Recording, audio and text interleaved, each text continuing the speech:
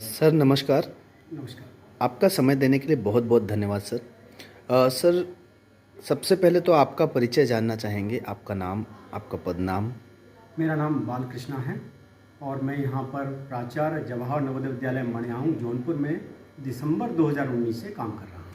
Sir Jawahar Navodaya Vidyalaya का form इस समय निकला हुआ है, ऐसी सूचना जानकारी है, जगह जगह पोस्टर बैनर भी चल रहे हैं।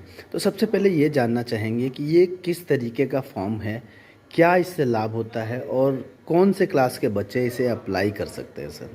ये मुख्य रूप से जो 75% ग्रामीण बच्चे जो 5th क्लास में पढ़ रहे होते हैं वो अप्लाई कर सकते हैं और 25% शहर वाले, यानी कुल हमारा जो 6ठी क्लास में बच्चे आएंगे वो 80 सीटों के लिए आवेदन कर सकते हैं। और ये आवेदन हमारी navodaya.gov.in पर अभी उपलब्ध है और उसकी लास्ट डेट 31 जनवरी 2023 है।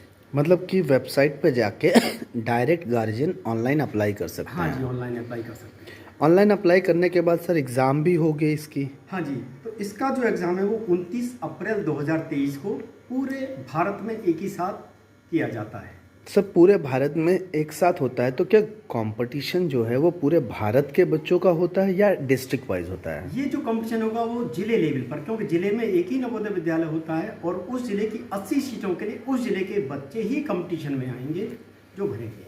सर मान लीजिए कि क्लास 5th के बच्चे हैं, तो सिलेबस क्या होता है, बौद्धिक स्तर पे क्या क्या चीज़ें परीक्षा में होती हैं जिसके लिए बच्चे अगर फॉर्म भरें तो तैयारी कर सकते हैं? मुख्य रूप से इसमें बच्चे की जो जनरल नॉलेज है उससे और हमारा जो भाषा का ज्ञान है तथा गणित, इन 3 विषयों से इसमें पेपर आता है।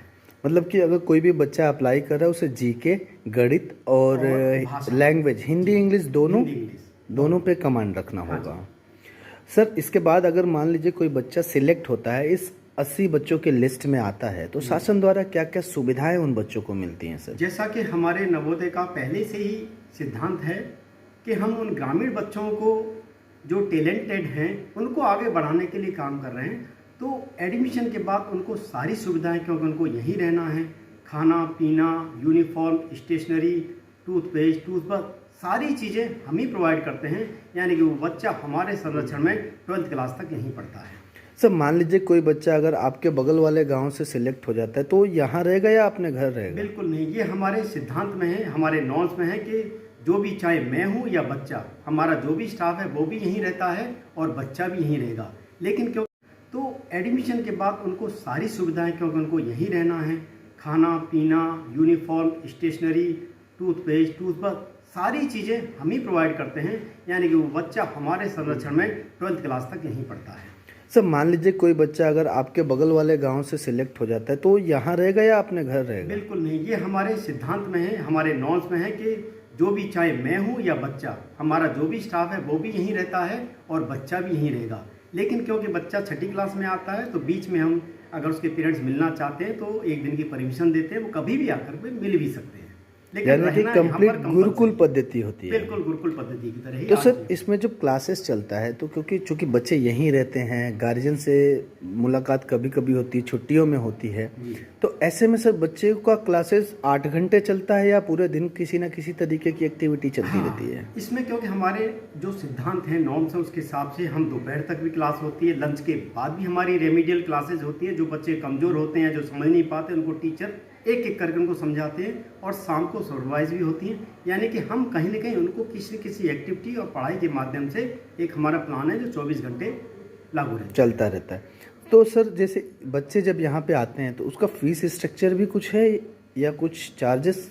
जैसा कि हमारे जो लड़कियां हैं, बच्चियों के लिए तो बिल्कुल 6 से 12 तक फ्री है और 6 से 9 तक सभी बच्चों को भी, लड़कों को भी फ्री है।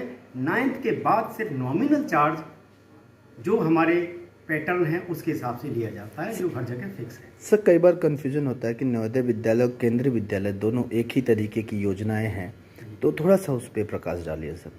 जैसा कि नवोदय और केंद्रीय विद्यालय एक तरीके से सिबलिंग जैसे ही हैं, दोनों का सेम स्ट्रक्चर है। केंद्रीय विद्यालय क्योंकि रेजिडेंशियल नहीं है और हमारा एक रेजिडेंशियल सेटअप है जिसमें हम फिक्स 80 सीटें ही रखते हैं।